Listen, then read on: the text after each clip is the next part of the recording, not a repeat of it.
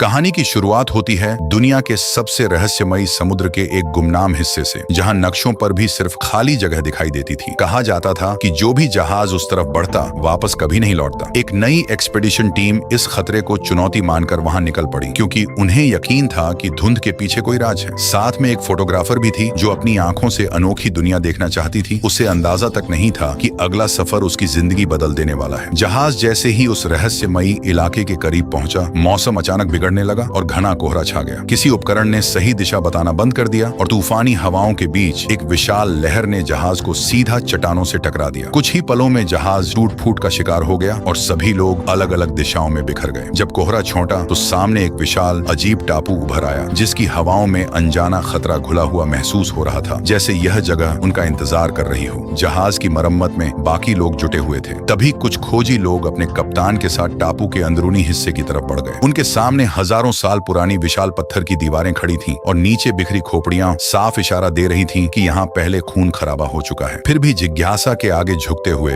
वे लोग एक लकड़ी के पुल को पार करके टापू के उस भाग में दाखिल हो गए जहाँ अब तक किसी ने कदम नहीं रखा था, और वहीं से उनकी असली परीक्षा शुरू होने वाली थी। विशाल दरवाजे के पार पहुंचते ही एक छोटा बच्चा उनके सामने आ गया, जो बार बार इशारों में उन्हें वापस लौटने की चेतावनी दे रहा था। लेकिन उसकी बात गलत समझ ली गई। जैसे ही टीम आगे बढ़ी, छिपे हुए कबीले के लोग उन्हें चारों तरफ से घेरने लगे, जिनके चेहरों पर खुद खौफ साफ झलक रहा था। अचानक एक भाला हवा चीरता हुआ एक साथी के सीने को पार कर गया, और यह मंजर देखते ही पूरे ग्रुप में अफरा तफरी मच गई। हर कोई अपनी जान बचाने के लिए भागने लगा। सरदार अपना डंडा उठाकर साथी पर वार करने ही वाला था कि तभी कप्तान वक्त रहते टीम के साथ वहां पहुंचा और एक गोली से उसे ढेर कर दिया। सरदार को ढेर होता देख बाकी कबीले के लोग जान बचाकर भाग निकले और सभी तुरंत जहाज की तरफ लौटने लगे। रात के अंधेरे में एक कबीलाई चुपके से बांस के सहारे समुद्र पार करके जहाज तक पहुंचा और बिना किसी को खबर हुए फोटोग्राफर लड़की को उठाकर अपने साथ ले गया। जब तक बाकी लोगों को पता चल पाता, बहुत देर हो चुकी थी और उसका बचना नामुमकिन लगने लगा। ये खबर मिलते ही कप्तान ने हथियार उठाए और टीम के साथ दोबारा उस खतरनाक टापू की तरफ कदम बढ़ाया, क्योंकि वह अपनी साथी को अकेला छोड़ना नहीं चाहता था। उधर टापू पर कबीले के लोग मरे हुए सरदार के लिए एक भयानक बलिदान की रस्म कर चुके थे और लड़की को एक विशाल पत्थर से बांध दिया गया। जैसे जैसे ढोल की थाप तेज होती गई, उसे धीरे धीरे नीचे उतारा जाने लगा और उसके दिल की धड़कन खौफनाक सन्नाटे में साफ सुनाई दे रही थी, क्योंकि उसे पता नहीं था कि असली खतरा अब शुरू होने वाला था। जैसे ही उसके पांव जमीन पर पड़े, पूरे जंगल में एक दहशत भरी गर्जन गूंज उठी, जिसने सबका खून जमा दिया। घने पेड़ पौधों के बीच से